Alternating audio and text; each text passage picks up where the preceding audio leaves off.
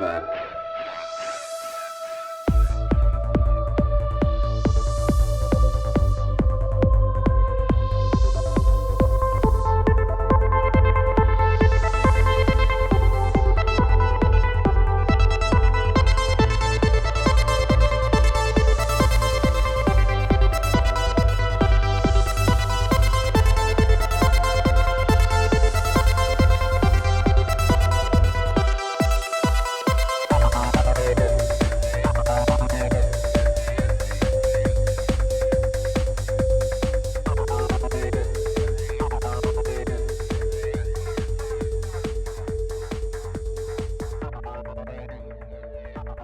What's up? Another episode of the Ripple Effect Podcast. I'm your host, Ricardo Brandes, also known as Ricky Brandes, and a great episode for you today. Today we have returning guest, somebody you might know from being on the Union of Unwanted a few times, and he's also been on the Ripple Effect Podcast before.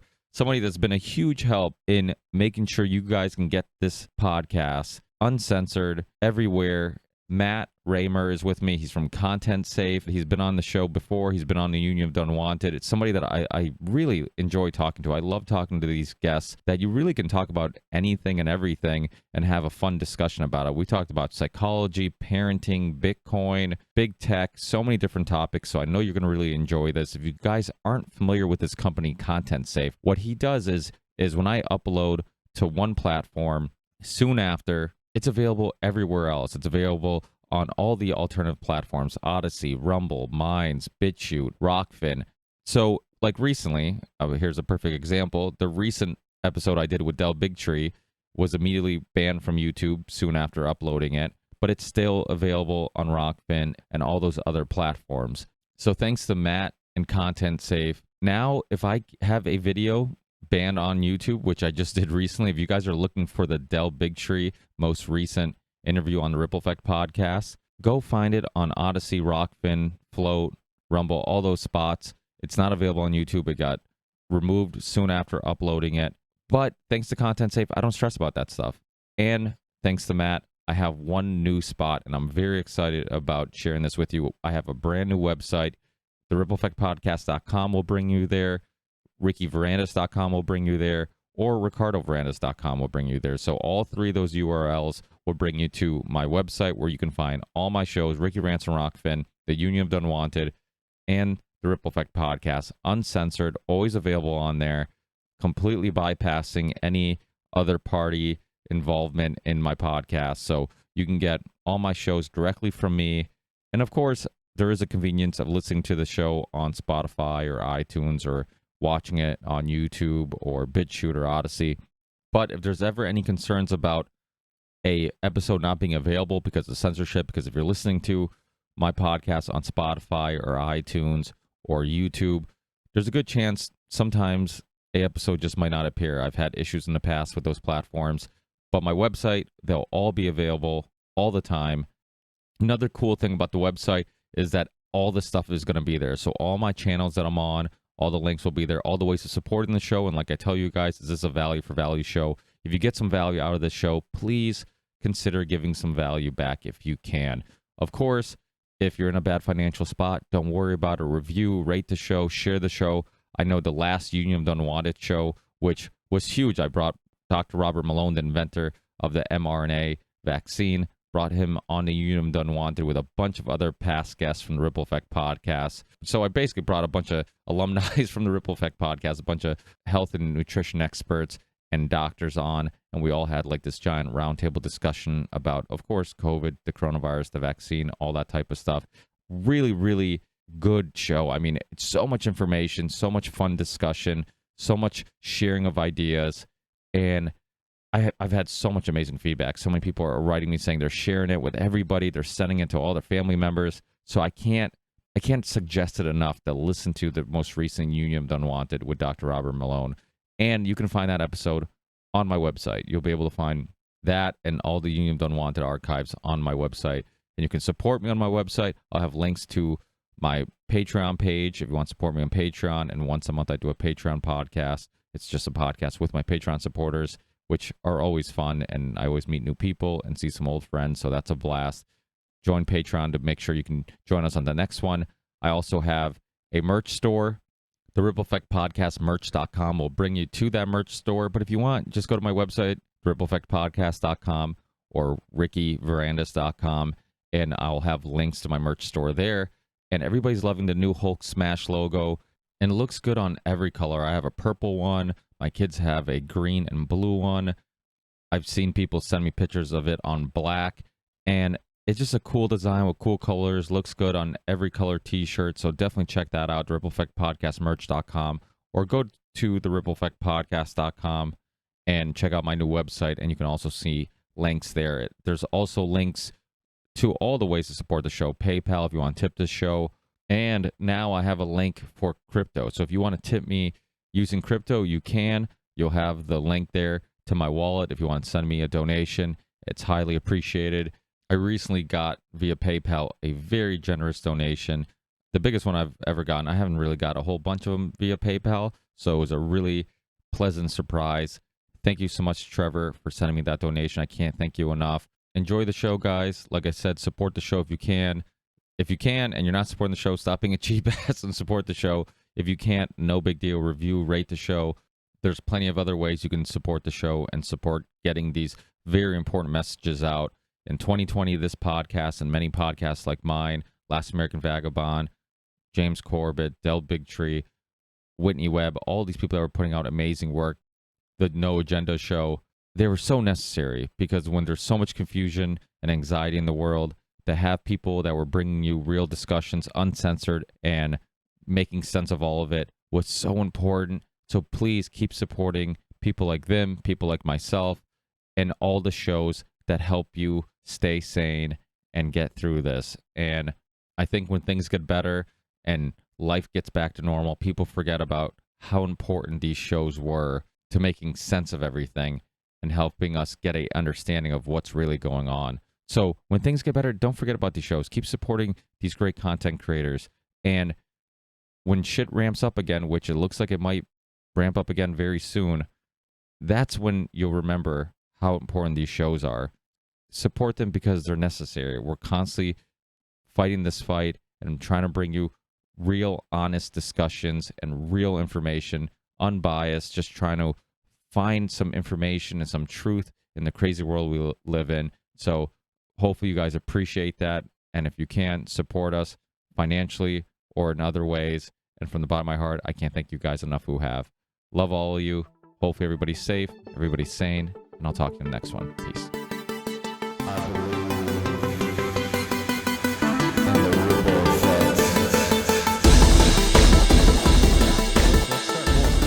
For people who are listening now, you're basically helping me created a beautiful website, which I'm really excited about putting out there, and it's going to be a one-stop shop. But you can support me on there. You can listen to all three of my shows, the UNWANTED, Ripple Effect Podcast, and Ricky Rants on Rockfin. But you've also went out of your way to really make sure it's secure. It's something we just did now, is adding these layers.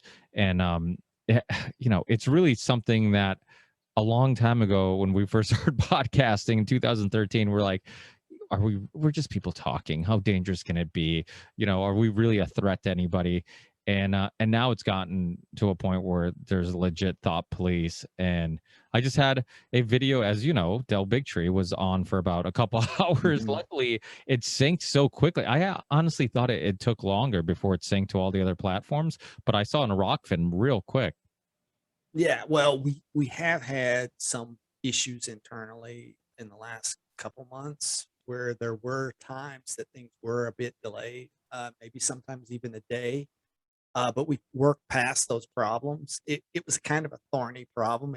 I had to intervene myself. I couldn't ask one of my contractors to do it. And it took me a good 2 weeks to figure out how to solve the problem. But it seems at least to be solved now, and we're back on track. Awesome. So you got your podcast, which you just started, right? And you want to let people know a little bit about that? Well, last year we came up with a website for the podcast, which is funny. We've been so busy that we hadn't had time to actually produce a podcast. And the idea was that we would produce something called The Platform, we've got the domain name. It's deplatformed.co. And our goal is to interview people for their deplatforming experience. But what it's kind of evolved into over the last year is something more where we pose questions for the intent of getting people to interview. And I don't really care if they've been deplatformed or if they're under the threat of being deplatformed or if they just have something to say about the topic that I've produced a monologue. Because I would like to see this as a way of embracing the community more and getting involved in content creation myself. But I'm ultimately more interested in consuming content than I am in creating content. So I find it to be a nice strategy of just posing questions for people and giving them a little bit of context and then hearing what they say in response. Nice. And so when are you launching that fully, and when is it going to be available, and where it's going to Well, be? here's the plan. It did take me because we've just got through buying new equipment. As anybody who's seen my videos before, I have new equipment now, and I had to go through the process of creating a material for the podcast because it is done semi ad lib, but I do have notes and something to guide me. And sometimes I am reading from copy because we do a lot of things like quoting from literature in the podcast. So we've already sent out the first monologue. You got a copy of the first one, and we're soliciting for people to interview now. And I'm Mark Steves and I are working on that, but you can help me if you like. If you think of anybody who'd be interested in responding to that in an interview, we can get hooked up and try to do our first interview. And then once it's published, here's my plan. I'll just give props here to Ernest, even though neither Ernest nor I created IPFS. I think Ernest has been the one that's pushed it the most, and he's correct. It really is the future for what we're doing. We're going to publish deplatformed first on IPFS, and then it will be distributed via content save to other platforms. So our primary distribution network will be IPFS. And as far as I know, we're the first people to ever do that. I was just going to say that's different. I don't think anybody's done that. And yeah, I mean, IPFS, the technology, the whole thing was kind of mind blowing at first because I'm like, really, this exists? And then once Ernest kind of explained it, we're referring to Ernest Hancock, who's been on this show. He's been on the Union of Unwanted and hosts what the hell, Declare Your Independence with Ernest Hancock, which I know you've been on there. You had a great interview on there. You've been doing a lot of interviews of late, which is awesome. That because the one talent I have, and I don't have many, is I'm pretty good at cool people collecting, right? And then helping them network with one another. And right, definitely, you are. Yeah, you're very good at that. I've always, it's even in my personal life. It's funny when I think it was like my 300th episode. My original co-host and one of my good friends, Dave, was on here, and we were talking about it. And he was saying, he's like even in his personal life, he's like, that's how he is. I'm kind of the glue that keeps the group of friends together. And I'll be like, hey, come hang out, and if somebody's cool, we invite them again. If they're not cool, they're like, oh, they're a little crazier than I thought. Let's not invite them again. You got to filter out the lunatics. And so it's awesome to be able to do that now in the alternative media community and in our community. And now more than ever, we need each other. I mean, yesterday we did the UM Unwanted. We had special guest Dr. Robert Malone, who's been a guest on my show. And for some weird ass reason, that episode is still on YouTube. Even Dr. Malone's like, how is that show still on YouTube? I'm like, I have no idea. I swear there's like a girl who thinks I'm cute who works there, or somebody there likes my show or something. Because I'm like, it seems, or I don't know what I'm doing. I have no idea. You want my opinion? Yeah, please. Why would you hit Del Bigtree and not hit Malone? Because Malone is more technical, and I think the assumption is that the average person wouldn't be able to understand Malone. But Bigtree's more grassroots, plain language kind of guy, and he's pissed off a lot of people. Whereas Malone, he might have pissed off people, but he hadn't sued them for $100 million either.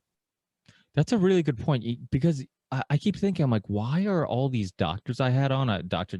Joel Hirschhorn and Dr. Frank Ayeda and Dr. Carrie Madej? I mean, these are all doctors that I talk about the same topics I talked about with Del Bigtree, and the other, and you know what, and your theory is coming together because the other two episodes that have been removed is Kevin Sorbo, which obviously, you know, he's an actor, he's not really a technical guy, and Pete Evans, who's that famous Australian chef who also has a podcast.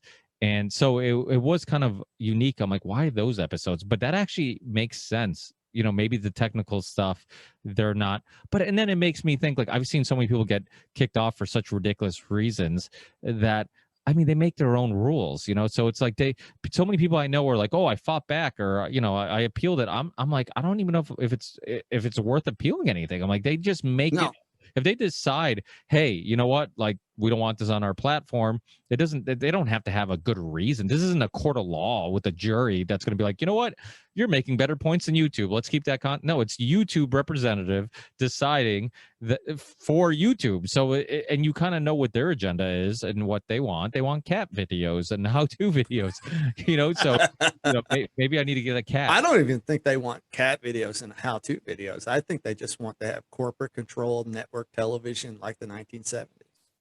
That's what they want.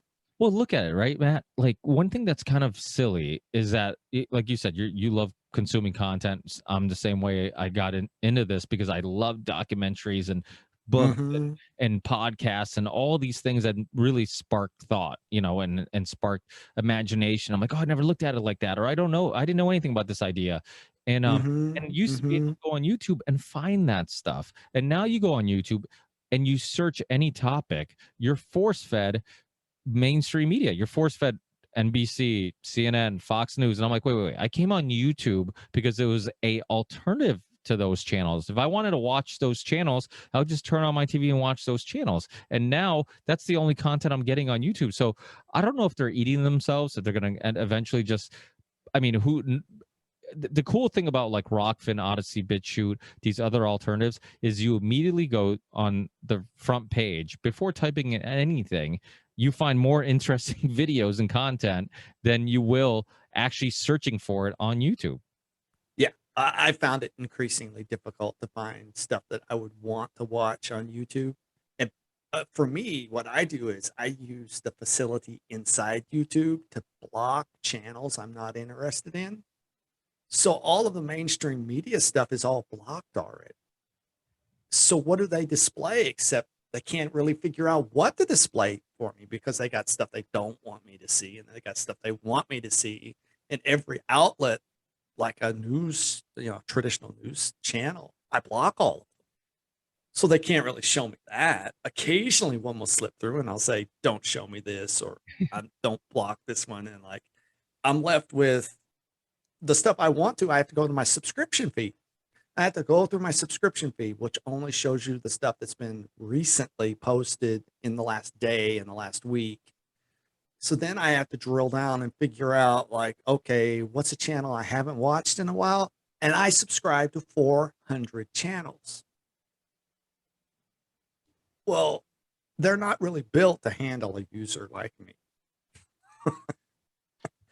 So there's an opportunity here. There's a lot more people like us than I think they realize, and maybe they do realize it. And they're trying to get to close Pandora's box, and I don't think they can. I don't think they can close Pandora's box. Do you see any evidence of that they don't want to lose everybody who is maybe looking for the content that we like? Because I mean, I've almost gotten to a point where I'm like, I don't think they care about any of us. It's almost like they have enough ad revenue with the younger generation who's going on there watching YouTubers, which that stuff drives me effing crazy because there's people on that I've never heard of. I mean, I was watching a UFC fight and there was, or it was a UFC fight, some type of sports event, and there were some YouTubers. I don't know if they're called like the Milky Boys or I don't know whatever their name was. And my brother-in-law is like, oh, that's the YouTubers. But I'm like, who the hell are them? They're like, oh, they got like one of the biggest YouTube. And I like looked them up. I'm like, holy shit. I'm like, what do they do? You know, what do they create? I mean, it just Okay, I've had this illustration that I give to my kids, and I've had this illustration for a good decade. It's possible you're never going to see YouTube go away, but it's possible you might see it shrink. Hey, MySpace is still around. Yeah, right. MySpace is still around. I don't know as it'll necessarily be as shrink as much as MySpace, but you don't need a whole lot of eyes to make something profitable. So I would basically say, let's ignore YouTube. This is where me and a lot of content creators have friction. Is I can't because that's the place. No, it's only the place because you say it's the place, and that's what they know. It's psychology. There are plenty of alternative or new media platforms that are getting traction. Just do it. Don't continue worrying about YouTube. Do what Sam did. Sam gave up on YouTube except for certain types of shows. Right? I think Yeah. Cash Daddies is one that he keeps on YouTube. Yeah, he's exclusively on Rockfit now. And yeah, I mean, when one door closes, another one opens. It's without a doubt. I mean, I've said this a bunch on the show. If when the censorship was mild, when you're like, oh, I can't find that documentary I used to be able to find or whatever, like, but most of the channels you liked were still there, and that there's some shadow banning. They're not being, you're not being suggested the videos that you actually are looking for, and anything that's really controversial. But it's so convenient. It's on every TV. It's on every Fire Stick. It's on every Roku TV. You'll still continue to use it. But when now you got into the point where it's like, if I'm laying in bed late at night and I'm looking for something to watch just to fall asleep to, typically it'd be a documentary. I'm not going to find that shit on YouTube. Like, there's nothing interesting to watch on YouTube. I mean, and that's the thing. That's where the convenience of YouTube is nice, because it is a pain in the ass to like type in the URL with like a remote for a Fire Stick or whatever to Rockfin or Odyssey or BitChute or whatever, and then have to play it and all that stuff. The quality's not as good. It takes longer to load, and you're like, oh, what the fuck, So we are, as humans, we're constantly looking for the path of least resistance, where we create the wheel because we were, because it's a tool to get somewhere quicker. We create the car, then we make the car faster. It's like we constantly want to make things. Same thing is going to happen with new media. Yeah, it's just a matter of time. Yeah, it's just a matter of time. And the next year or two is important, but what matters is that on the ground, there are new communities built already. This has been going on for decades. These small communities are already there. They are technically literate. It doesn't really even matter. It doesn't even really matter. It just slows down the distribution of content. And people need to remember their vision is only this big. They don't really see much more of the world than this much. There's a much bigger world out there. And I think that's what our enemies are freaking out about. They can't stop that. That's what lockdowns were partially about. Lockdowns were supposed to suppress local community interaction. It didn't. Maybe in the cities, but not everywhere else. And we're not really on the ropes. I think they're on the ropes, and that's why they keep doing what looks like increasingly drastic things, because they're really on the ropes. They don't know what to do. And it's all a psychological game at this point. Who's going to cave in first? They're not going to cave in, so we shouldn't cave in. And what's the alternative? What are you offering me? What's the carrot? There's no carrot. They're not offering me a carrot. They're offering me only a stick. You think that I'm going to take the stick? Offer me a carrot. Not offering me a carrot. Bailout money's not a carrot. Offer me a carrot. Give me something I want. And as far as the younger generation, yeah, there are dumb people who want to watch dumb stuff, but there's plenty of smart people who want to watch smart stuff. My kids impress me every day. They're in their early 20s. They consume intelligent content. They don't consume stupid content. I wonder where they get that from, right? I don't know. Something, maybe their mom. Well, that's one thing I love about tech guys like you is that you're the true cowboys. Like you guys don't give a f about rules. It's like, oh, this is the way it should be done, or this is what I can't do. It's like, no, we're gonna do it this way, or we're gonna break this rule, and we don't care about these guidelines, and we're gonna create our own internet. We're gonna create our. You ever watch that documentary? It's an older documentary. It's been a long time since I watched it, but it was called the OS Revolution, I think, or Revolution OS. For it stands for open source. No. It's a pretty good documentary about like the beginning of the internet and how basically like everybody who's creating this amazing technology were open source people. They're like, we want to keep this shit all open source. And then that's when the suits and ties and people like Bill Gates came around and fucked everything up and took this technology that people were creating. And there was, and I think the argument that was made in the documentary, or maybe I heard afterwards, this idea of like you could still find ways to profit from this technology because you could customize it, pay somebody to customize it to the way you want. You know, so if I have a business and I'm like, hey, I like Microsoft Word, but I don't really like this layout, or I want to customize it to make it easier, you know, for us to use. You can, and that's how you'd make your money. So there was still creative ways of profiting. But as a musician, you know, initially I was a musician and an artist. Uh, in my heart, I'm still that person that like, oh yeah, I just want to create cool shit and put it out there for free, which is why I still not podcasting full time, because I'm not very good at thinking about money or worrying about it. I just want to create and then put it out there and hope everything else falls in place. And even if it doesn't, I just feel like focusing on that keeps me focused on what's really important, on putting out Mhm.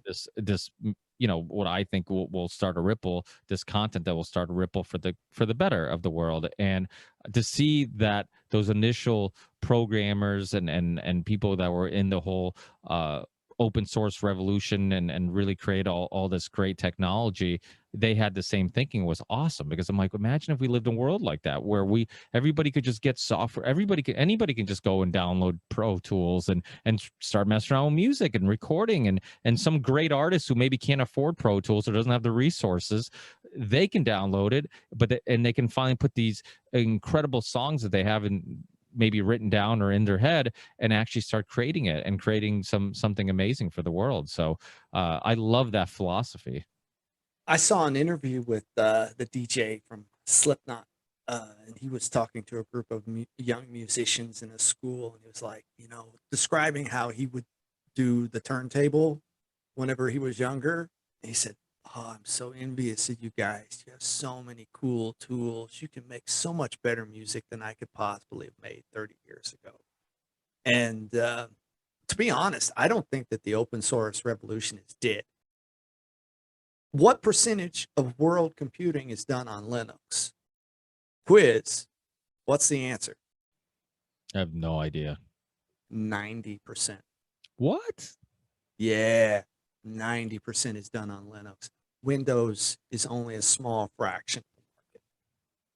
Most servers are Linux servers. Android phones are Linux. iOS is Debian Linux. That's so interesting. Yeah. So this illusion that Microsoft is everywhere. No, it's just an illusion. It's home PCs. Pretty much that's the only thing. There are some Windows servers, but frankly, you know, I run between my personal servers and my client servers, we probably run about a dozen servers, and only 2 of them are Windows servers. Yeah, for people listening, if you're a content creator, you got to contact Content Safe, because the reason why this podcast is available on so many platforms, and the reason why I'm not sweating balls when I hear that I got one strike on YouTube and they're like, oh my God, my YouTube channel, is I don't really care. And thanks to Matt, he's given me the ability to not really care if I'm on YouTube, because he's made my life so easy with just knowing that the video will be available somewhere. And you know, so when I upload onto YouTube soon after, like we were discussing before, it's on Rockfin, it's on Odyssey, Rumble, Minds, all these other spots. I have been hearing some stories about Rumble censoring a little bit. Oh, really? Yeah, I've heard. Oh my God, who was it? If it comes to mind, I'll let you know. But there's somebody who said that they recently had some issues with uploading on Rumble. Some That's interesting. One of my targets is a channel out of Canada. It's called Viva Frey. You should look into getting Viva or Robert Barnes as a guest for Ripple. who are they? Oh my goodness, these guys, they're rocking it. They're two attorneys. One is a Montreal. He's actually not a practicing attorney anymore, but he was a commercial attorney in Montreal. And he somehow decided to become a YouTuber. And he has hooked up with this American constitutional attorney, Robert Barnes, who is a big gun. This guy's a big gun. He's actually consulted with Trump. He's got lawsuits on the vaccine, employer vaccine mandates. He's the one representing Kyle Rittenhouse. Why does that name sound familiar? The Kenosha kid. You remember the young guy that he shot 3 people defending a gas station in Kenosha? Okay, yeah, I kind of know the story. Yeah. There's I almost feel like gun violence stories is like one of those things where it's like, oh, another one. It just like before it was like, oh my God, what happened? Let me get all the details. And now you're just like, oh, another one. Yeah, one more. But Yeah. see, this was a guy actually, exercising his Second Amendment right to bear arms, and he's been like really uh, painted in a negative light. And I like Barnes. Barnes does a great job. I think it's not so much him being a strong attorney as him understanding public opinion. And he says it. He says, you got to win the court of public opinion in these cases. It's not really all about the law. Or as another one of my favorite in alt media people says, it's all about politics. It's not about law. So these guys are on Rumble. They do live streaming on Rumble, and they talk about controversial stuff. And I've never heard them having a problem yet. Yeah, it's hard to hear one story and then take it too seriously because again, you don't know what happened and maybe it was a misunderstanding or whatnot. But it does make me Pause. very excited about the future when you see all the content that's on these platforms and basically, none of it's being censored. I know Odyssey had a little issue, but that had something to do with their crypto. Yeah, That was the that's only still going on. That's a real. lawsuit with the SEC, and I'm not sure how that's going to pan out.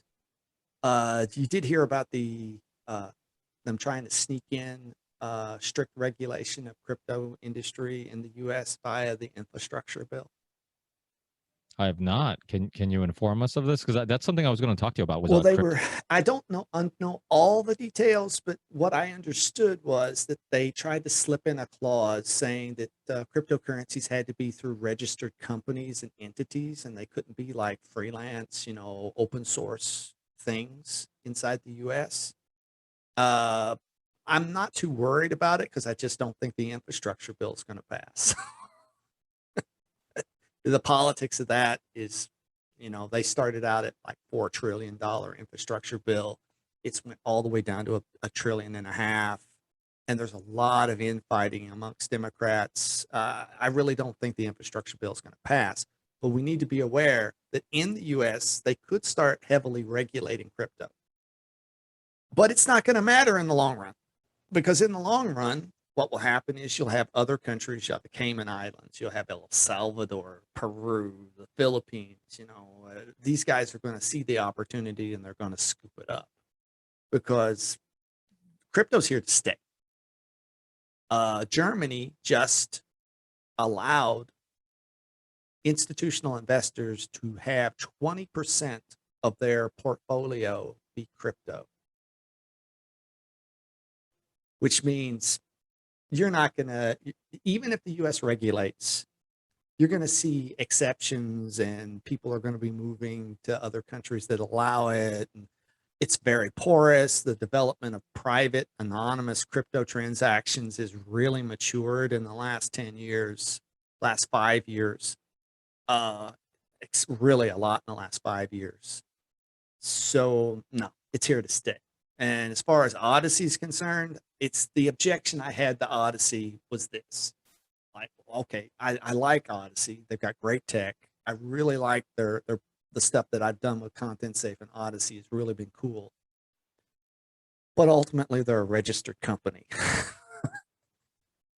So they painted a big target on themselves that they're going to be regulated, and they're probably going to get punished for allowing people to speak out about things that are not one that the establishment doesn't want spoken out about. Well, that was kind of my fear with Rockfin. That was kind of my fear with a lot of this stuff. I mean, that's why I was kind of nervous about going on there and promoting them, because I'm like, okay, what's their intentions? Is it just like this is the opportunity to make money? And this is, because obviously all these content creators that have huge platforms and huge following are getting kicked off YouTube? Or is this a do they really care, and you're starting, it almost seems like they're starting to care a little bit. I almost feel like initially it was an opportunity, and then they're like, oh wait, like all these content creators are making a very valid point about this information being suppressed and all this stuff. So I want to believe that they actually do care about the content, not just the revenue the content brings in. So but it is one of those things where I get why somebody like James Corbett, or somebody like, there's a lot of content creators, good content creators, that are like, no, I'm just going to keep it to my website. I'm not going to work with anybody because I don't know what their intentions are, if they're going to get in the way, if they're going to complicate things. Let me just do me, and that's it. And that's why you see somebody like him, he doesn't collaborate too much with other, people or companies. And I love that's one of the things I did was the whole open source thing. Was I was influenced by James Corbett. James Corbett, wow, I was a fan of For his stuff. sure. Yeah, and he was Absolutely. and I loved it. Like this idea of like, wait, you can just, he's telling people to post it anywhere and share it anywhere. And I'm like, holy shit, this guy really cares about getting the conversation out there and getting this information out there. He doesn't care about how many clicks his website gets. So then I started doing the same thing. And it's funny because with the Union of the Unwanted, sometimes I'm like, I don't know if these guys are really excited about me telling everybody, share it everywhere, post it anywhere. I'm like, I don't know if they, but I mean, I obviously they know that I'm a big fan of this idea of open source, and I truly, people who know me know, especially the You Don't Want the guys, and even yourself, because we've had a lot of conversations and interactions throughout the year since we started connecting, and I care much more about getting these conversations out there than anything else. And if that means sacrificing a little bit of subscription, people subscribing to my personal channel, or maybe sacrificing some specific downloads to my show, like even the show we just did last night, the Union of Unwanted with Dr. Robert Malone, I gave it everybody who participated, which I don't know, like 30 people, some came in and out, but I think total at the end of the night it was probably like 25 to 30 people, who knows. And everybody got a Dropbox link, just like, you've been on the show, and I'm like, hey, share it, post it anywhere you want. So that show could be anywhere. That show could be, posted on their personal websites. They could, whatever. And to me, it's such a important project and show that I'm like, yeah, it's nice to be able to monetize on Rockfin, but just let people post it, because the conversation, like, how much money are we going to make on Rockfin? Not that much. We don't have a lot of people following us, so it's much more important to just, and that's how I've always been with the Ripple Effect podcast. I'm just like, that's why I've never monetized on YouTube. I'm like, most people listen to the show, they don't watch the show. So I get thousands and thousands of downloads, and I'll get hundreds of views. Probably a lot of it is shadow banning, but I'm just like, even if I could monetize, I'm like, why? How much would it be life changing? No. So why even do business with YouTube and have that relationship with them? I'm like, I don't want to monetize, and to me, it's there's always a concern about once money gets involved, and this is just like a lesson for life, a lesson you learn with life, is that once money gets involved, it complicates a lot of things, and it redirects the focus at times, so I've always, Well, I think it's not really the money that's the issue. It's the attitude about the money. And I'm not gonna well, I'm not gonna lie to you that uh, I can have anxiety about money just as well as the next guy can. What I've tried to do is convert my outlook to being one that there's always going to be an opportunity. A lot of this is the belief that opportunities are rare, and if you don't take it now, you're never going to get it. And I've tried to flip that and say, no, opportunities are plentiful. You just have to look for them. You have to know what to look for. And to worry about money is a waste of time. So an opportunity to make money that's going to keep the lights on and keep me buying equipment and, buying food for the table, it's going to happen. Yeah, I'm telling you that, and I am admitting that. Yeah, there are times I'm like, wow, how am I going to pay that bill? Like, well, I've been doing this for 25 years, and I've never failed to pay a bill in 25 years.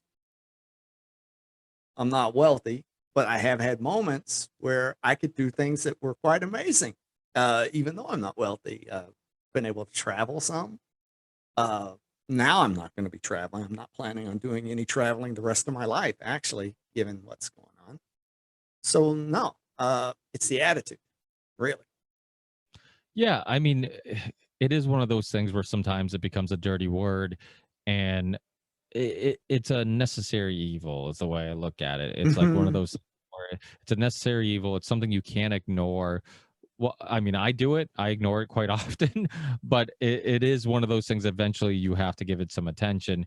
And I'm a big believer. If you do the right things, if you do something you're passionate about, people can see through bullshit. When Hmm. Joe Rogan got really big, it was because it was all long form conversations, and guess what? A lot of people told him, and he's discussed it on the show. A lot of people told him a 3-hour episode about nothing, where you just kind of talk about whatever, is ridiculous. Like, people told him, like, who's going to listen to 3 hours? Nobody's going to listen to 3 hours. Nobody's going to listen to 2 hours. Nobody. You should cut it down. You should. And he's just like, "Ah," Uh-huh. and he just did what he liked to do. And I know now it's become obviously a huge moneymaker, but I think it became a huge moneymaker because he wasn't searching for money initially. It's almost like those musicians that get into it because they truly love music, and they have some amazing creativity and ability to put together beautiful songs, and they just want to share that with the world.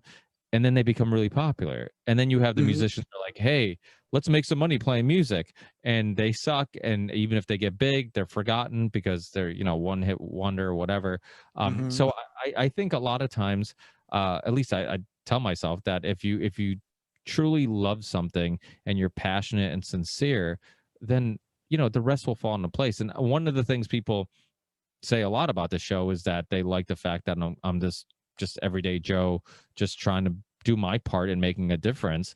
And like today, I got a very generous PayPal donation. It's I don't really get many PayPal donations, and I got one today, and it came with a nice little message, and that's just a motivation to keep going. And I'll get all these nice messages, and a lot of times the message is somebody who writes me a message is more motivating than somebody who sends me money or buys merchandise or whatever, just because it's like, yeah, people are being affected and impacted by this, and they're going out of their way to tell me about it. And that alone is more motivating at times than somebody. And now I'm like basically telling people not to send me money, to send me a message, but so like usual, I'm hurting myself. But you get my point. It is motivating. They're both motivating, because I also think, like you said, there's a lot of, and I say this on the show all the time, I get it, because I'm not rich, and I stress about bills, and I try not to, but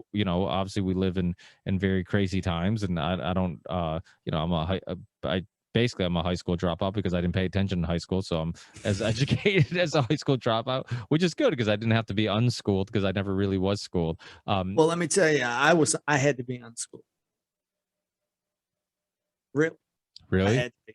Yeah, really. I was pretty much a normie till my late 30s. Pretty much. Even though I've said in the past that my dad was more from this world than me, uh, I was very skeptical of what my dad said, until I got older. And as I got older and I saw it with my own eyes, I was like, nah, he was right. In fact, I'm more than my dad. And I suspect the same thing will happen with my kids because at least my son is very skeptical about some of the stuff I say. It's like, nah, I don't think that's the case. And I'm okay, fine. You just go ahead. And my dad didn't try to argue with me. I didn't know. I don't argue with my son about it. If you don't want to talk about it, or if you think I'm wrong, fine. But he does tell me sometimes, he's like, Dad, you have a very creepy habit of being right.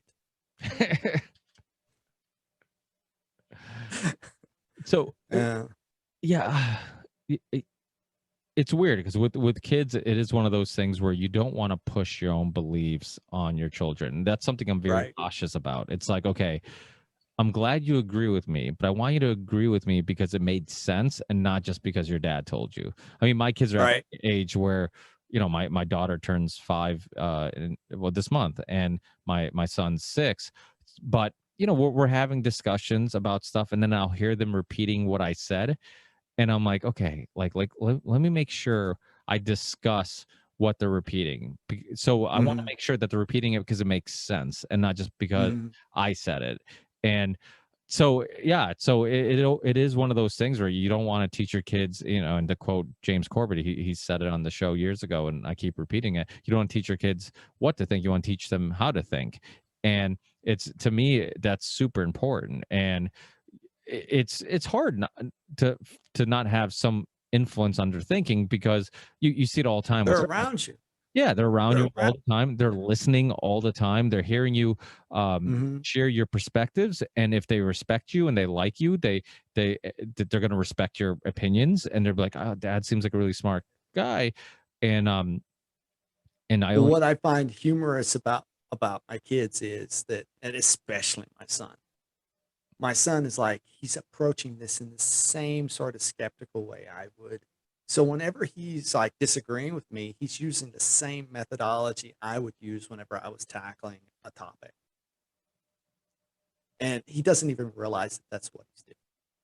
He's like, and that's why sometimes I'll be sitting there smiling here and object. Yeah, okay, fair enough.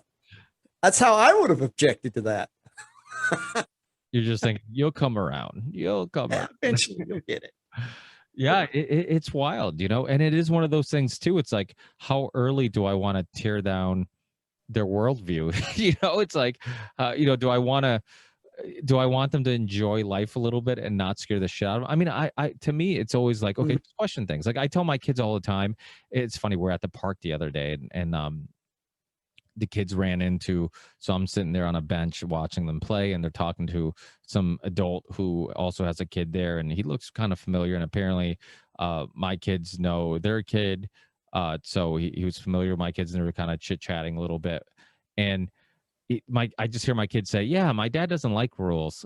And then I'm like, oh, holy fuck. I'm like, and he's like, yeah, my dad always says, he's like, he's not a big fan of rules, and me either. I'm not a big fan of rules. And I'm like, oh God, how is this being perceived? And then my son's like, but he says sometimes I'm like, oh, thank God he's gotten some of it right. And he's like, but he says sometimes rules are good and you should have some rules, but if they don't make sense, you shouldn't just follow them because of rules. I'm like, oh, I'm getting through to him. I'm like, he's actually understanding kind of, you know, what I'm saying, or he's just regurgitating what I say. But either way, if he keeps regurgitating, eventually at some point he's going to think about what he's saying and make sense of it.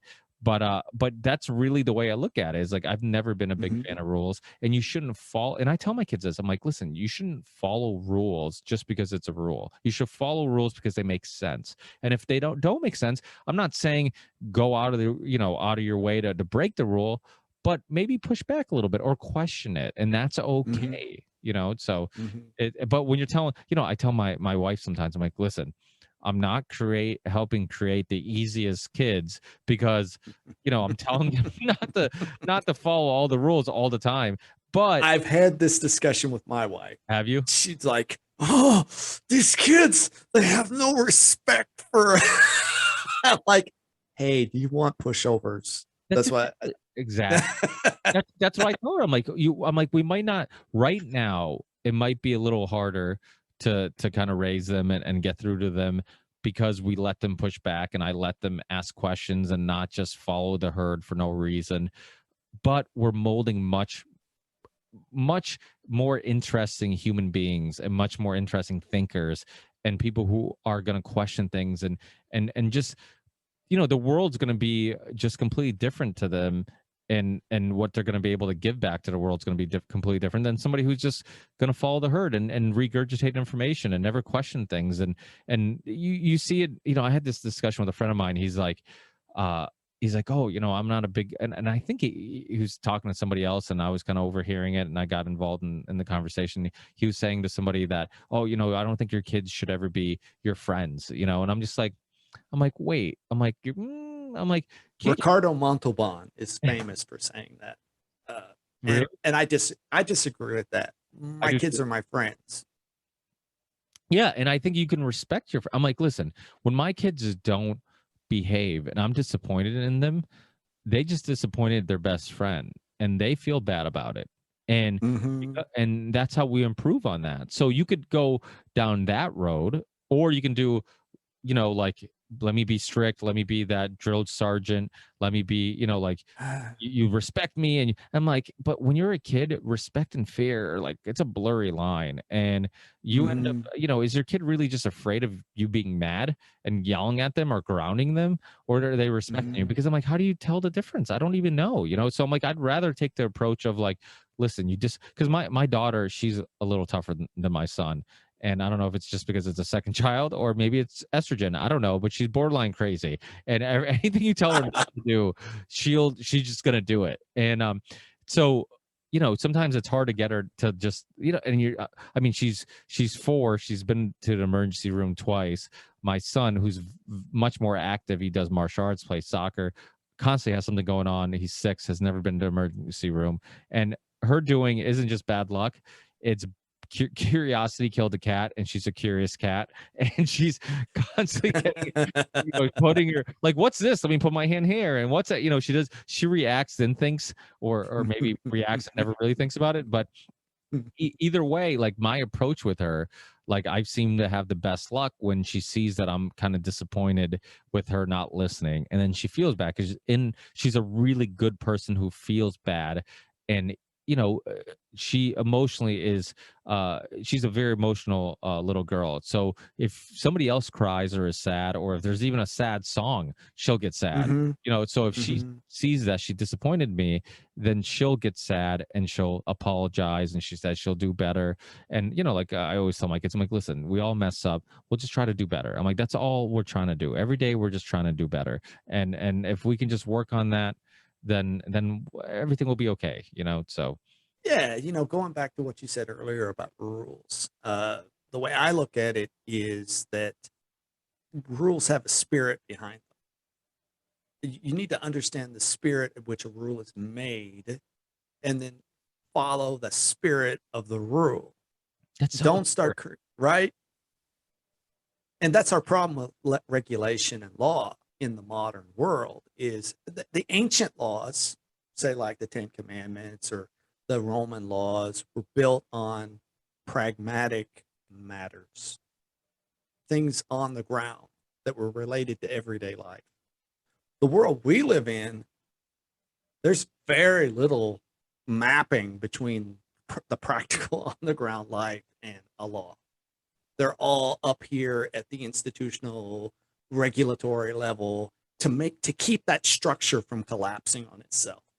So we don't really see the sense in the law, because it really has nothing to do with us. It has something to do with the institution, and that's a problem. That's a very, very, very bad problem, and we're feeling it now. Well, that is exactly what we're feeling. That's, yeah, the spirit of, and that's the thing, we and this has to do with schooling and just getting people to just basically listen to authority and never question authority. Because a lot of times you hear people, well, that's the rule, and that's the, it's like, but that rule doesn't make any sense. Or it wasn't that Exactly. rule designed to help somebody, and now it's kind of counterproductive, it's not really helping somebody. And Take a look at example, emergency use. Emergency use was meant for biological warfare, not for pandemics.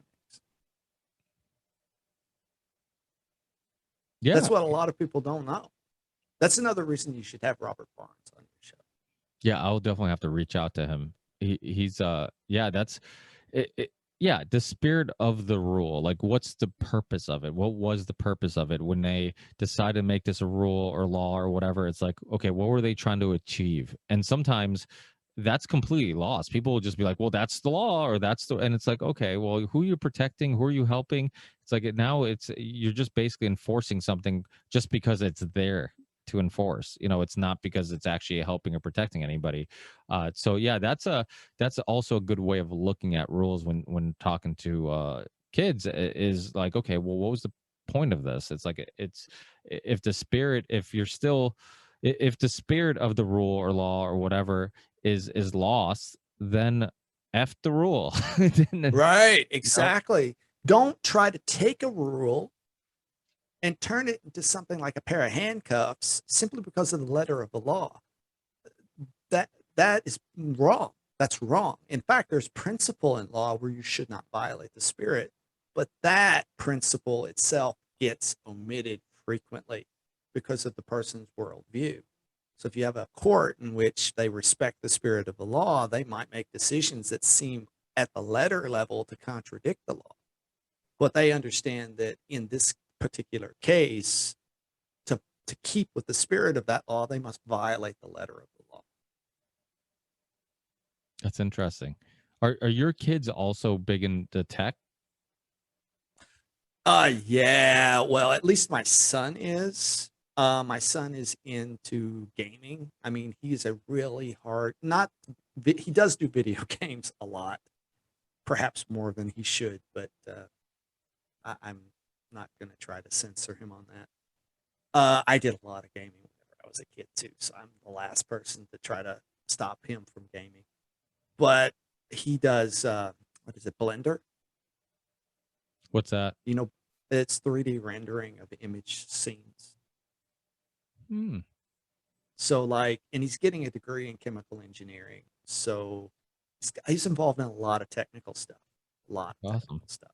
And he's very curious. I mean, he's constantly consuming video. It's not just about games. If he gets on a topic, like the last 2 weeks have been true crime. He got into true crime and like, Dad, you should watch this video about this. I'm like, oh, okay. My daughter is more the one that's into the health stuff. So she consumes lots of video on exercise and diet and stuff like that. And she teaches her right now, she's on hiatus from school because she's trying to decide how she wants to proceed because everything she had in plan before, if she goes ahead with it now, they have mandatory, before all of this mess, they had mandatory vaccinations for people in those fields. So she's like, well, we're not going to do that. And she's teaching English to Japanese people. That's her sideline for the moment. That's how James Corbett started. He went to She meets some fascinating people in Japan. She really does. She after work, she'll sit and talk to me about, like the students she interviewed and their impressions on the world, because it's really just conversational English. And you get to talk about news articles and what they do at their job and things like that. So she learns a lot about people in Japan. Yeah, I'm always intrigued with countries that their cultures are so different than the ones I'm used to, because that culture has a effect on the way they look at the world and their For up. sure. Yeah. So and a lot of it's that the whole argument about free will, if it exists or doesn't. It's kind of similar to this. It's like, okay, do we believe these certain things, or would you look at the world this certain way because we've decided that, or is it really just influenced by our upbringing, our environment? And if I was in a completely different environment and a different upbringing, then my worldview would be completely different, and what I would, the way I look at the world could make sense to me now, but if I was had a different upbringing in a different part of the world, I could look at somebody who has my worldview and be like, you're completely wrong, and be equally as convinced at that. So it's it's really interesting. We don't have 100% control of what we believe and what we think and the way we look at things. You know, our We don't environment. have 100% awareness of what of what we think. That's a very good point. Because I'll find until you're met with a circumstance, you really don't know what you would think about it. You can be hypothetical until it happens. And once it happens, it could be different than what you hypothesized you would think or do. Yeah, because we've all experienced that, right? Where you're like, Mhm. "Oh, this is how I feel about." Well, you see it even in conversations, and I've said this a lot. Like when I'm interviewed on a show and people ask me questions, and while I'm verbalizing or attempting to verbalize my thoughts, I find myself molding my thoughts at the same time, where I'm just like, Mhm. "Okay, I haven't really thought this completely out, and I'm kind of putting it together as I'm speaking." And this is kind of helpful. Like, okay, nobody's directly asked me this specific question, and I'm kind of figuring it out. And so many things you think you have thought out or well thought out. Once you try to actually explain it, you're like, okay, I didn't think it out completely. Or somebody else will give you a different perspective you haven't even entertained and you didn't even know existed, and you're just like, holy shit, I've never even thought about it that way. I didn't know that that thought or that idea was even a thing. And to me, those are the people that I love the most, the people who are just like, you know, the mind-blowing uh perspectives that you're like, holy shit, I've never even put those pieces together. I've never even looked at the world that way. I've never even knew that idea or philosophy or perspective even Mhm. existed. And that's why, you know, on this show, I love the fact that I have the green light to have people on from so many different perspectives. I mean, I've had a lot of libertarians on and people in the kind of the freedom movement, which you know, I'm a big fan of. But I've also had people on the left and socialists. I've had Dr. Professor Richard Wolff, who, you know, who's one of the leading scholars in Marxism and socialism, and I love exploring those ideas. I'm like, are they inherently evil? Are they just ideas that are used for evil? And you know, you Well, can see that this is a good chance to bring up deplatformed again. This was one of our ideas behind deplatformed. Uh, we want to pose questions from different perspectives. So as I warn in my pilot monologue, like you can't really guess what I actually believe based on the questions I ask, because I'm going to be asking sometimes questions like I'm a Marxist, or like I'm a libertarian, or like I'm a complete normie, or like I'm a scientific expert, or like I'm a scientific you know, novice, or Yep. that I'm a normal person, right? And I think that that's a good way to investigate a topic, because one, uh, there's a psychology behind how people answer and how they don't answer. So if you start asking people questions, what questions did they not try to answer? That could indicate some possibility that those questions make them uncomfortable, that they don't want to try to answer that question. And that's another aspect that will be unspoken in the show is, well, what questions didn't they answer? Yeah, that's you know, that's what I like about these long form conversations is that sometimes you get a feel for somebody and you think like, okay, I kind of know where they stand on certain things and their perspectives. And then as the conversation continues and continues and continues, and then something gets brought up that sparks this other idea or this other conversation, you're like, okay, oh, wait, now he's answering this differently. Or now it seems like his ideas aren't parallel with his last response. Or, you know, it just one of those Mm-hmm. things where you kind of really get, because humans should be that complex. People shouldn't, you know, this idea that, you know, in the US you have two parties, which is ridiculous. Like, how are all these super complex issues and things in the world all easily divided into two boxes? Like, you're Right. telling me like you're born and you're just like, yeah, I just happen to agree with the Republican Party, people on the right, on every one of these issues, and I fit here. And or you're born and you're like, no, actually, my worldview is more parallel with people on the left, so I fit here. And it's like, really? Like, there's a lot of issues, and a lot of these beliefs I mean, a lot of their philosophies contradict themselves. I mean, they don't even make much sense. I mean, people on the right, the whole idea of like being pro-life, unless it's the death penalty, and then you're pro-death. It's like, that's an easy one. Mhm. Yeah, it's ironic. It really is. Right, right. And I've had this discussion with conservative friends that about the death penalty, and I'm like, dude, can you really do that when you know how corrupt courts are? It's like, well, it's better the guilty be punished than. I'm like, whoa, no, no, no, no. It's better the guilty go free than the innocent be punished. No. Uh, A good friend of uh, mine, a detective, and he's been a cop for a long, long time. And I've had this conversation with him, right? And I'm like, would you rather have an innocent person get off? I mean, a guilty person get off than maybe, accusing a innocent person and putting him in prison. Did I mess up? I might have messed that up. But my point, you get what I'm trying to say. What I'm trying to say is like, would you rather let a guilty person off or put an innocent person in prison? Like, that whole scenario, I'm like, that's dangerous, right? You're tiptoeing that line, mhm, and you mhm. don't know if you're going to end up putting this innocent person in prison and they actually are innocent, or you might be letting off somebody who's guilty. And he made a really, really good point I never even thought about. He's like, he's like, that innocent person, he's like, if there's any doubts, or if that person I'm skeptical about, if there's any doubts about like if they're innocent or guilty, he's like, I'm gonna want to let them off, because if they're actually guilty, I'll get them again for something else. They're gonna That's right.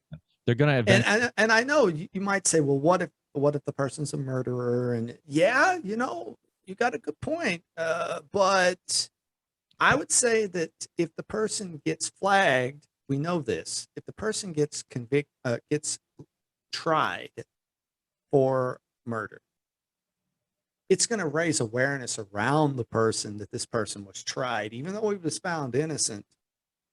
He was tried for it. So everyone who interacts with that person from then on is going to say, this guy might have committed murder and just got off easy. I uh, think I'll uh, be careful around this Look at person. OJ gets off, and then that idiot gets arrested for something. I'm like, you literally, the whole world knows you basically got away with murder, and Mhm. yet, like, instead of being a good citizen, it's somebody who murders somebody is obviously not psychologically all there. So he Right. ended up getting in trouble, and I forgot what it was. Like, he was trying to steal his own, what was it, sports stuff? I don't know what it was. It Yeah, it was memorabilia, if I remember correctly. Yeah, it Yeah. was Yeah. the museum or somebody who collected it. I don't know, but he gets in trouble trying to steal this stuff, and actually, like, the murder didn't put him in prison, but this did. And then he writes that dumb book about like if I did it or something. He actually wrote a book about like how he would have got away. I'm like, this guy is literally saying lock me up for life. And that's the thing, like, you can't. So it's like, even if you're like, okay, he got off on this, but it's like, karma still got him a little bit. He still got in trouble. Maybe Well, he I think in the end, people probably get punished in the end by their own deeds. It's like people who desire power. People who desire power live miserable lives. That's what we need to remember. These guys that are quote unquote at the top, they're psycho. They really are, and they're paranoid, and that's why they keep trying to prevent us from speaking out because they're paranoid. Will the world change from having people gravitate up to the top like that? Probably not. That there's always going to be that tendency for those types of people to gravitate up. It's just that we have to maintain the resilience to resist them. That's all. yeah, Unfortunately. yeah, without a doubt, which is why they're pushing back against what's going on with Bitcoin, right? I mean, obviously, this kind of is related in regards to the Well, the elite in you power, know, maybe if not you look at wanting the people to have the if you power. look at Bitcoin, if you look at there's a lot to say here. There's a lot to say here. If you look at Bitcoin charts, because I'm more of the philosophy that you look at the chart. I try not to listen too much to the news about cryptocurrencies because the news is so full of leading propaganda and misinformation and misdirection that the charts tell you a lot more than the news do. That said, the charts are pretty clean that this is mostly natural. You had a bubble, and all markets are bubbles, and you have a correction. My prediction is we're probably going to see another bubble this year. It's going to go perhaps higher than what it went earlier this year. Which was Perhaps 60,000 or 64,000, I believe it was the high, right? 64,000. And if you're a person who invests in Bitcoin, it's clear that the enthusiasm has not dropped off really, because the price has not really went below the 2017 high. It stayed above it. I would say if people were just really discouraged by all of the price action this year, then we would have seen prices go below 17,000. But so far, the lowest we've seen is like 28, 27,000, which is still substantially higher than the high in 2017. And the shape of the curve is it's very natural. Whenever people say, "Oh, Elon Musk," well, I don't care what Elon Musk thinks about cryptocurrencies. I really don't care. And obviously, the market doesn't care either. There may have been some people who made their decisions based on what someone in the news said, and I pity them, because those are generally not good people to take their advice. There is manipulation in the market, though. Don't forget that there's no market that you can't manipulate. Of course. But the overall shape is, this is a normal market. It's not any different than anything else, not any different than the Dow Jones. It's normal. SOP, or business as usual. I think if you look at the regulation of, say, China on mining, we were just talking about this morning in a meeting before my call with you. You looked at what they call the hash rate of Bitcoin, which is the miners generating these cryptographic signatures, which are in a big lottery to who will win a prize for generating a block of Bitcoin transactions. It crashed. The hash rate crashed when China regulated it. But what we're seeing now is it hit a bottom and it's starting to go back up. So what's happened is the attempt to control crypto actually has made crypto harder to control. So you say, well, China runs Bitcoin because it's got, well, no, not really. They just regulated themselves out of the market. And then other parties have come in to take up the slack because they weren't involved, because the market was dominated by the Chinese. Now, there's a caveat there. The Chinese are still involved in the mining market. What's happened is they've moved the domestic mining facilities to developing nations that have cheap alternative energy like geothermal, hydro, and solar. And that takes time for that to migrate away from mainland China, because mainland China had a lot of natural alternative energy sources because of the Three Gorges Dam and hundreds, perhaps thousands of smaller dams that are all around China. Well, that's another topic, is all the dams that keep failing in China, which is alarming. And you think accidental, coincidental? What do you think? Well, I think that a lot of those dams that are failing now were made under Mao. It's not like the more modern dams. So they are getting aged, and they were built very rapidly. And they were built in a time whenever there weren't such extremes in weather behaviors as there are now. So they probably weren't built very well. So they're failing because they're not well built dams. The one that's distressing is the Three Gorges Dam. And was it really built all that well? Well, anti-China propaganda says that it wasn't built all that well, and it was rushed. And if that fails, I hate to say it, but China's doomed if that fails, because that runs all their industry. And downstream from it are 20 or more nuclear power plants that will all go Chernobyl. Wow. Yeah, that's a really seriously bad problem. So if somebody wanted to take out China, why not sabotage one of these some of these dams, right? I mean, why not put them in on their goods? Well, for those in the alt community that believe in weather weaponry, some people speculate that. I'm I'm more that what we're seeing is natural phenomena than it is weather manipulation. But as I've said before, what do I know? Yeah, nothing. I'm the same way. I'm like nothing's out of the realm of possibility with me. It's so many theories. Initially, when you first hear them, you're like, "That's fucking crazy." There's no way there's any truth to this, and you're like, "Holy crap!" And so yeah, I'm like, I'm with you 100%. It's like maybe it's not, maybe it's not likely, but to say it's impossible would be a Is stretch. not well. Here's an anomaly that I find very interesting, and it's not from the current era. It's from the 1960s, 1970s. Uh, Nowadays, hearing of a typhoon hitting Vietnam is very rare.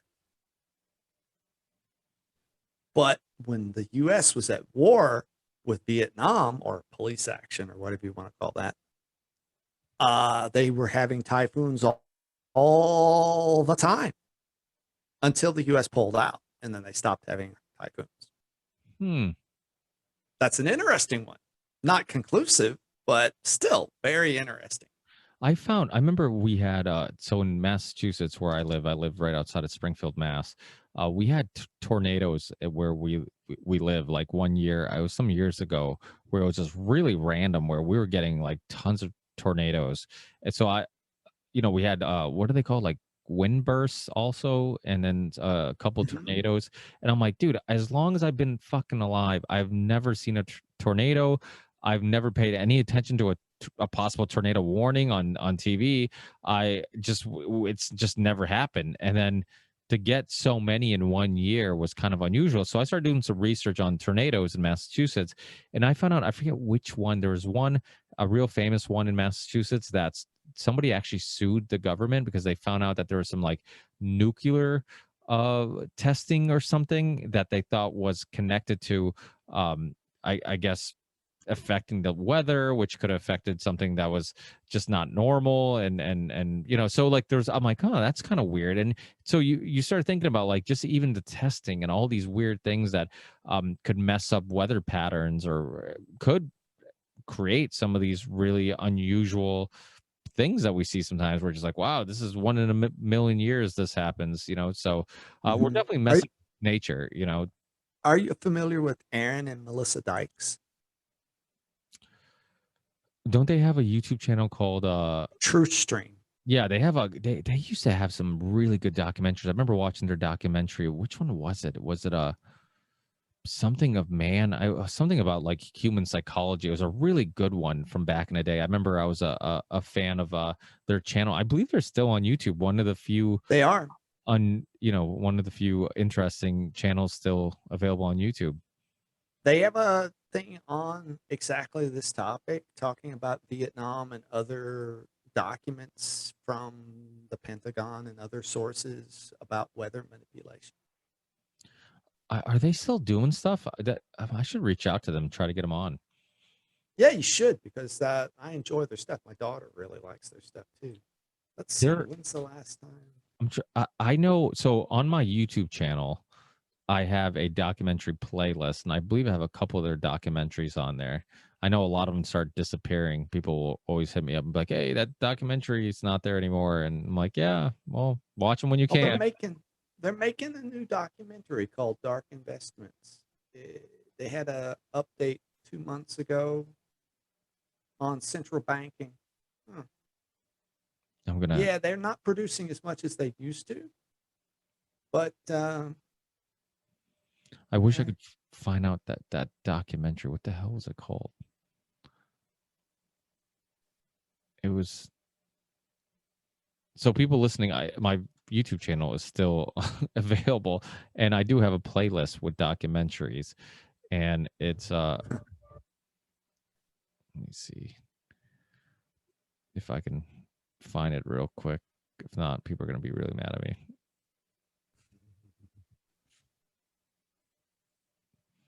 Produced so much stuff over the last few years. I was just trying to see if I could find the one that was on weather. Yeah, I would definitely check out their channel, Truth Stream, and is it Human Resources? No. Let's see if they have a playlist. The Minds of Men is another. That's what it is. That's what it is. Okay. The Minds of Men. They have a playlist for that one. That's a great. I'm going through my documentary playlist. There, so many of them are gone. Wow, deleted video, deleted video, deleted video. Yeah, you know, another thing before we're done for the day, we've been talking about IPFS, and some of us techie people have been talking about what happens to platforms if IPFS gets more adoption. And my opinion is that platforms stay. What we need to do is get, and this is possible, get technology based on IPFS and maintain platforms as communities. That way, a company like Rockfin or another one, BitChute or whatever, they don't need to have servers for anything anymore. They just need to have cryptographic keys that control the main portal, and the main portal gets replicated on nodes, and they don't have to have a server anymore. It's completely serverless. Here's their YouTube channel. Yeah, they're good. 528,000 subscribers. They were probably really smart staying away from the COVID topic. It doesn't seem, I don't know. Obviously, I've watched some of these. Well, they were very good at indirect referencing of things. Very good at it. Making allegories. I think, unless it got flagged, they had one where they were talking about COVID, but they didn't use anything about viruses or anything. They used an allegory. Yeah, I can't recommend this enough. The Minds of Men, really good documentary. I remember that one really stuck with me. I'm like, wow, that's a great documentary. So definitely check them out. I'm glad that they still exist on YouTube. I hope they also exist in some other spots. I don't know if they have links to. I think they're over on BitChute, if I'm not mistaken. Let's check. BitChute search is getting a little bit better. Well, YouTube, which is supposed to be one of the best search engines in the world, I can't find my own videos sometimes. I'll suggest people. Well, there's a different reason for that. Yeah, exactly. Yeah, it's not because of shitty software. It's because of they're purposely trying to suppress stuff. But yeah, they're on BitChute. Awesome. Yeah, we should recommend everybody go over to their BitChute because it looks like they're pretty synced with all their content on YouTube. Nice. So for people listening, obviously many people know you from Matt from Content Safe. People reference you all the time, and you've worked with a lot of people in the alternative media community, helping us just save our content and make sure that it's not erased from the face of the earth. Can you give people a brief description on what you do, and if you're a content creator or looking to become a content creator, what some of the services you have, and also let people know when they can find the podcast. Also let people know when do you think my website will be launched? If you think in a week or two, maybe. No, I think that before the end of the week. Awesome. That'd be really great. Yeah. It won't take us that long. We just got to get some stuff configured, and we should be ready. Awesome. We have something like maybe adding some of the Rockfin links that we might not have added yet, but that's just getting somebody to do it. Basically, what I do, I'm a jack of all trades, really, in the IT sphere. But Content Safe is a content redistribution system. we manage the flow of content between platforms. That's both the old established platforms and the new media platforms. We have grown, at least in terms of what we offer to companies. Like, we can do web hosting, and we have two different tiers of web hosting. We have the lower cost tier, which we do our best effort to secure, but we also have a partnership with a very, very, very good secure hosting company.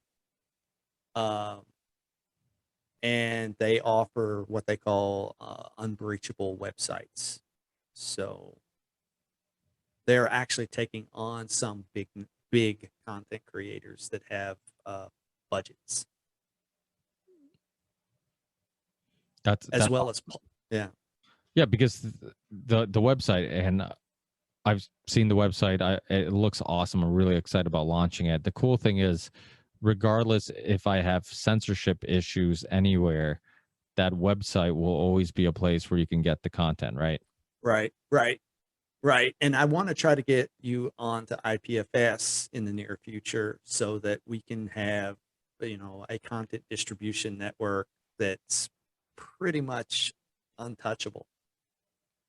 Yeah, I'm down for, me, I'm down for anything. I mean, I tell people to post this anywhere and steal it, upload it. I don't know if you've seen, but I believe on BitChute, somebody who uploads all my videos after my videos are uploaded on my channel has more views and more subscribers than I do.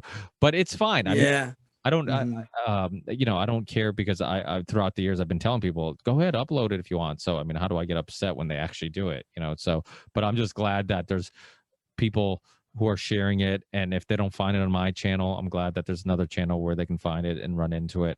And that's the most important stuff. But the other cool thing about the website is that we put the function in for crypto. So if people want to donate using crypto, that they can do that.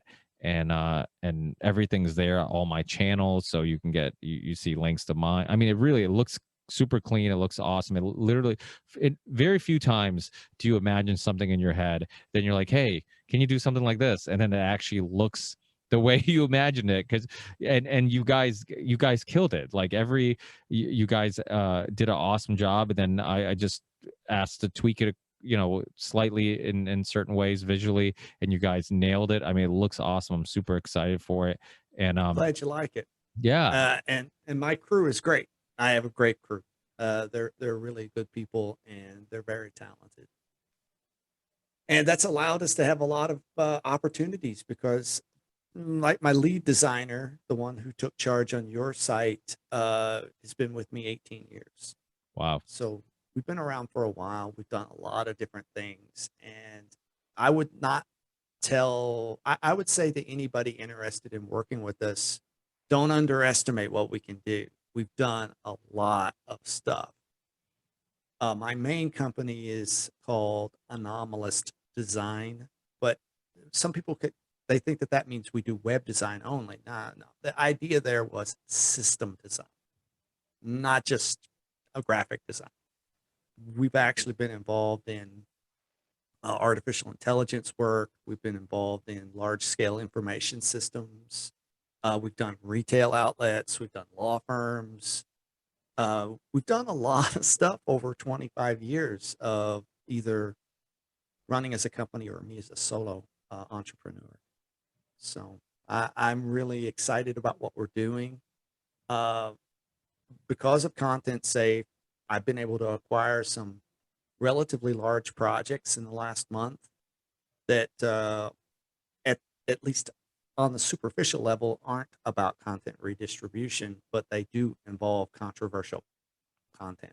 And I would really encourage anybody who's interested in implementing something that isn't going to be popular to the powers that be, come and talk to us. I'm actually consulting for a couple different groups, helping them with their technology to iron out the architecture that they need to have for their systems to work, technically at least. And if not, we can get legal consultation because we have people involved in the legal freedom of speech movement, and we also have people that just know how to read business plans. Well, the cool thing about you, you're literally a handyman for my tech stuff. Like the way that everybody has that handyman that's like, oh, if something breaks in your house, you're like, oh, call, we have a family friend. His name is Paul. He's kind of like the guy, the same thing, jack of all trades. Anytime something breaks, we're like, Paul will know how to fix it. And you're like that with tech. Like literally anytime. I mean, I didn't even know if you build websites. I'm like, hey, I'm thinking about building a website, and for this reason, because in case I get have issues on any platforms, at least I know there's always going to be one dedicated place people can get the content. And you're like, yeah, I can build it. And and then next thing you're building me this beautiful website and going over and beyond with like just making sure it's safe and secure. And it just, it's awesome. And, it's nice that we've connected, and we have the mutual friend Richard Grove, which people like Richard's, they're the type of person that you're like, okay, if they're friends with Richard, they're probably pretty cool people, So Rich is great. yeah, Rich is great. he is. He's awesome. He's very similar to myself. He's connecting people and networking, and he's really good at that aspect of it and bringing people into the community and helping each other out. And I'm a big believer of that. So I mean, you've done absolutely wonders for just the anxiety of like, oh shit, like, if I get kicked off YouTube, what's going to happen? I'm not. And the thing is, like I said, most of my listeners are listeners. They don't watch it on video platforms. But there's throughout the years, like you'll see like, oh, I found your stuff on YouTube, or I found your stuff here, or I found your stuff there. So having all those avenues available where somebody can run into it, it's helpful. It's helpful, and people can run into it anywhere. So it's the more places you're at, the better. So to be able to still have, and some people do like the video. They like to put a face to the voice and know who. And I know like people like No Agenda, they hate video. They're all about the old school radio. Like I can be in my pajamas while I'm doing this, and I get it. But I do think it humanizes people a little bit when you see their face, and you can kind of like, if you do end up just listening to most of the episodes, you at least can put a face to it, and you can see if they're sincere and that type of thing. So it doesn't hurt to have kind of both.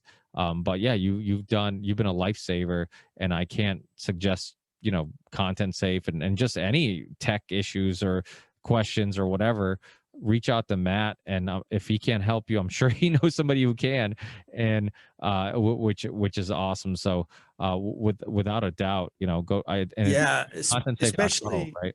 especially yeah, contentsafe.co and deplatformed.co is our podcast. And I would say that these are a bit pricey, but if anybody ever has a cyber attack and they need to have their network secured and they have some money, because my business partners are expensive, I can help you out with that too. Awesome. So if people own a business, or they're know somebody who's been attacked, and you're looking for like who protects me from this, who can I go to, because these are services that sometimes you're like, who the hell handles this, or who would I go to for something like that, so Well, it's the average breach costs a business $100,000.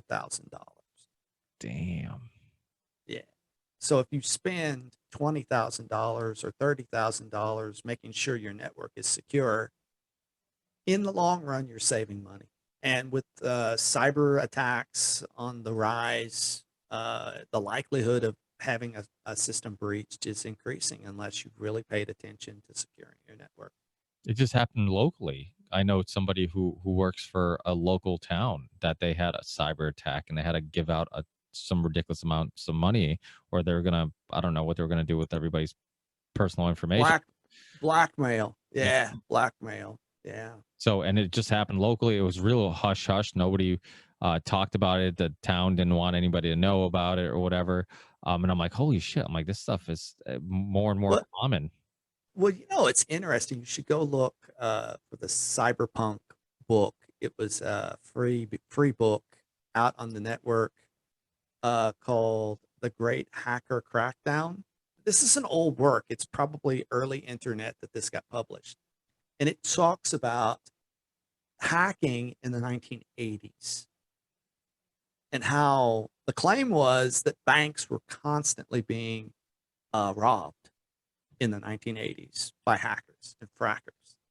So a lot of this is like suppressed. That this stuff's been going on for a long, long, long time, and it's just that it got suppressed from the news. And it was easier to just pay someone to go away than it was to try to prosecute.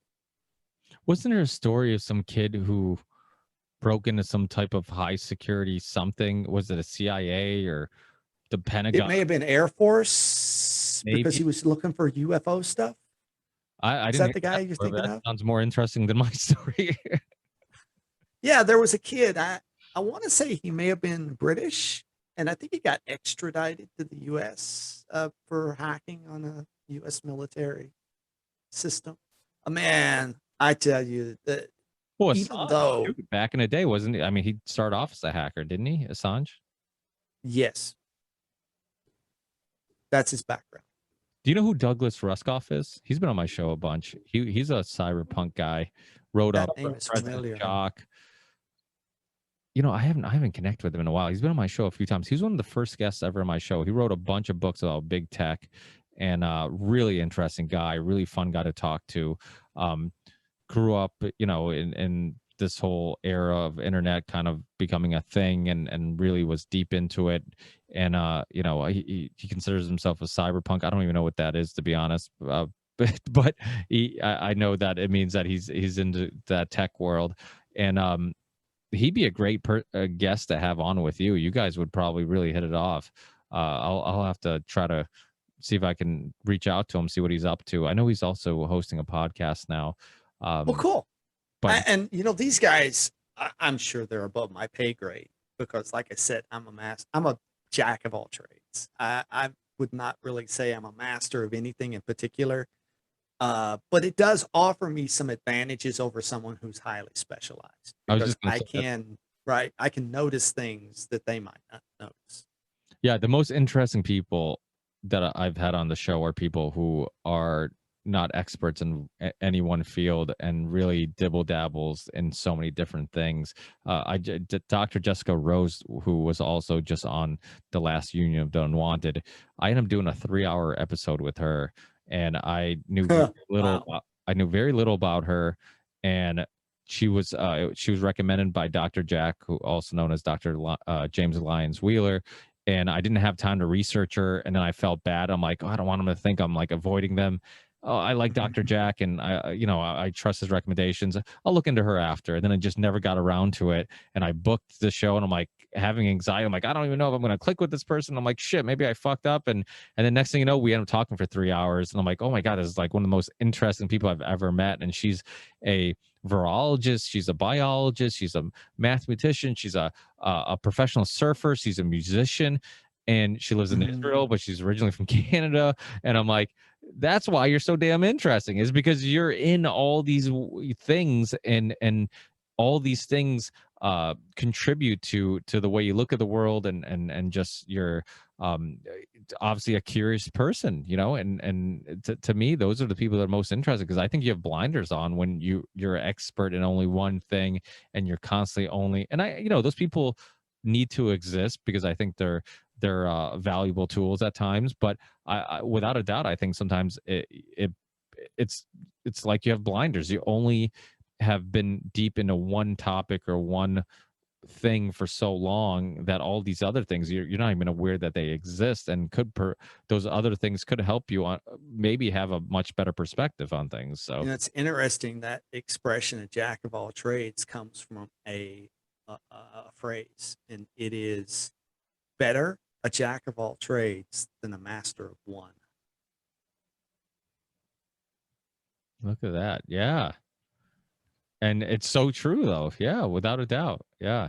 But you need diversity, and we were talking about this in the '90s, whenever I was in physics.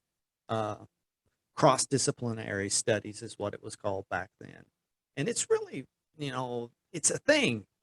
Academics have recognized this for a long time, that they were crippling themselves by only being aware of one particular narrow aspect of study, and the ability to gain insight by talking to other people in other fields or being trained in other fields is invaluable.